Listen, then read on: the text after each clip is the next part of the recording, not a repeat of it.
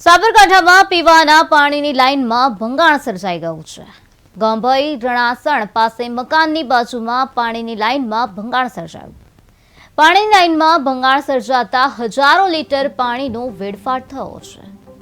તેમ છતાં પણ હજુ સુધી કોઈ કાર્યવાહી કરવામાં નથી આવી। પાણી પુરવઠાના અધિકારી અને કોન્ટ્રાક્ટરો ઘોર નિંદ્રામાં જોવા મળી રહ્યા છે। મકાન માલિકોએ રજૂઆત કરી છે, તેમ છતાં પણ વહીવટી તંત્ર આ સમસ્યાનું નિરાકરણ નથી લાવી રહ્યું।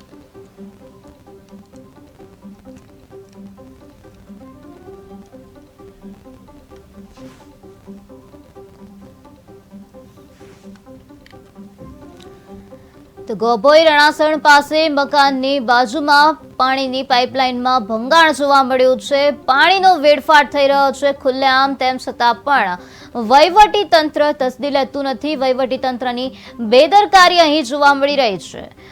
નાગરિકોએ રજૂઆત કરી છે, તેમ છતાં પણ નાગરિકોનું સાંભળવામાં નથી આવી રહ્યું। ત્યારે આ જ મુદ્દે વધુ માહિતી આપવા માટે આપણી સાથે સંવાદદાતા વિમલ પટેલ જોડાઈ ગયા છે।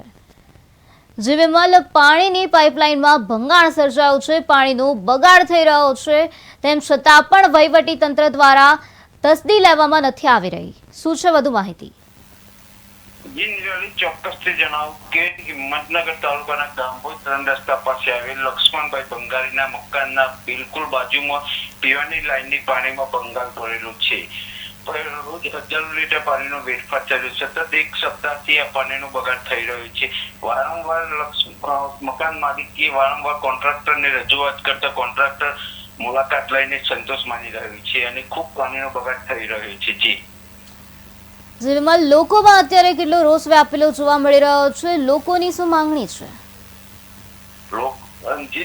લોકોની માંગણી છે કે લીકેજ લાઈન તાત્કાલિક રિપેર કરીને પાણીનો બગાડ અટકાવવામાં આવે અને પાણીનો ખૂબ વ્યય થાય છે બાજુના ગવાના ખેતરમાં અથવા તમાકુના ખેતરમાં, છતાં પણ પાકને નુકસાન થઈ રહ્યું છે। જી વિમલ, સમગ્ર માહિતી આપવા બદલ આભાર। તો અત્યારે લોકોમાં રોષ વ્યાપેલો જોવા મળી રહ્યો છે। વહીવટી તંત્રને જાણ કરવામાં આવી છે, તેમ છતાં પણ વહીવટી તંત્ર આંખ આડા કાન કરી રહ્યું છે।